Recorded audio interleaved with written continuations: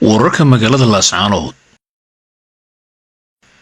xalay waxa magaalada Laascaanood laga maqlayay duulimaadka iyo guuxa diyaaradaha yaryar ee aan duulimaadka lahayn ee loo yaqaan droneska sida waxa ii sheegay wariye la xiriiray qaar kamida kuwa ku sugan magaalada ilaa galabta afartii galabnimo ee maanta oo khamiisay waxa Laascaanood dulduulay 3 diyaaradood oo kuwa dagaalka ah ee qumaatiga u kacay loo yaqaan helicopterska oo Mareykanku leeyahay magaalada ayay ku dul meerayeen qadar waxa isaguna ii sheegay wariye ku sugan magaalada Hargeysa oo xilli uu khadka telefoonka kula hadlayay qof jooga duleedka magaalada Laascaanood oo ciidamada Somaliland kamida qiyaastii uu u sheegay in guuxa uu maqlaya ay yihiin 3 diyaaradood oo nooca qumaatiga u kaca ee dalka Mareykanka oo ku dul wareegaya magaalada Laascaanood dhanka kale sida ilo xogaalihi sheegayaan odayada deegaanka Laascaanood iyo xogaga ku dagaalamaya aragtida khaatamo in ay aad uga xumaadeen ragga lagu sheegay al-shabaab ee hayb ahaan ka soo jeeda deegaanka ee ka soo muuqday magaalada shalay isla markaasina ka hadlay iyagoo muuqaal iska duubay meeshaan taaganahay waa qalabka arrintan ragga al-shabaab ayaa noqotay mid dhaawacday ujeedadii hore ee odayadu ay ku bayaamiyeen isla markaasina lagu tilmaamay in arrinta Laascaanood ay ku salaysan tahay halka ay u markhaati furtay xukuumadda Jamhuuriyadda Somaliland inay joogaan kooxo argagixisa magaalada Laascaanood maanta oo khamiisa dagaal sidaasi kama dhicin magaalada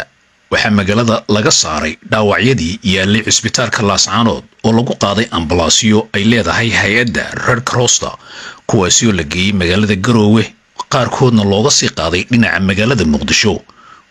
siiba dhaawacyadii cuslaa ee aan lagu tacaali karin magaalada Garowe si loo geeyo cisbitaalka Turkiga ee magaalada Muqdisho oo la sheegay in la dhigayo dhaawacyadaasi wararka kale waxay sheegayaan in saanad hubah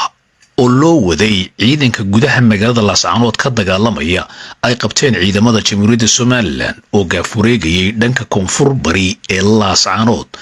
kuwaasi oo la kulmay gaari xamuula oo buuxa oo ka soo galay jihan dhinaca deegaanka Boocame waxaana ciidamadu qabteen 5 nin oo saarnaa gaarigaasi sida la sheegay waxaana ay qaadeen dhammaan wixii saarnaa iyo gaariga waxa hadda ku sugan saldhigga weyn ee Gooja Cadde ee duleedka magaalada Laascaanood madaxdii sare ee ciidamada qaranka Somaliland oo ay ku jiraan saraakiisha ka soo jeeda deegaankan Sool iyo magaalada Laascaanood oo ka mid yahay Generaal Mahad Cambaashe iyo qaar kale kuwaasi oo wali xaaladdu sida ay u socoto eegaya ma jiro wax waawaana iyo wada hadal ilaa iyo hadda dib u furmay amaba socda oo u dhaxeeya dhanka hubaysan ee magaalada Laascaanood iyo xukuumadda Somaliland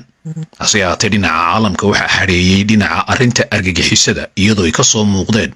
raggan oo ninka muuqda uu yahay magaciisu Cabdi Madoobe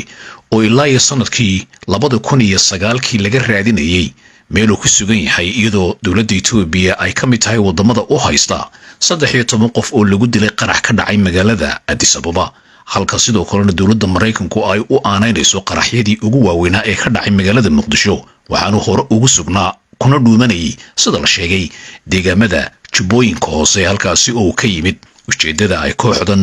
xubnaha al-shabaab lagu tilmaamay u yimaadeen Laascaanood ayaa waxa u fudeydiyay ama ay tahayba iyagoo haybahaan ka soo jeeda deegaankan gobolka Sool siiba magaalada Laascaanood iyo gobolka ama degmada Buuhoodle waxa la eegi doonaa xaaladdu halka ay saldhigto waxayse u muuqataa sida wararkaanu ku helayno in Somaliland ay aad ciidamadeedu isaga turayaan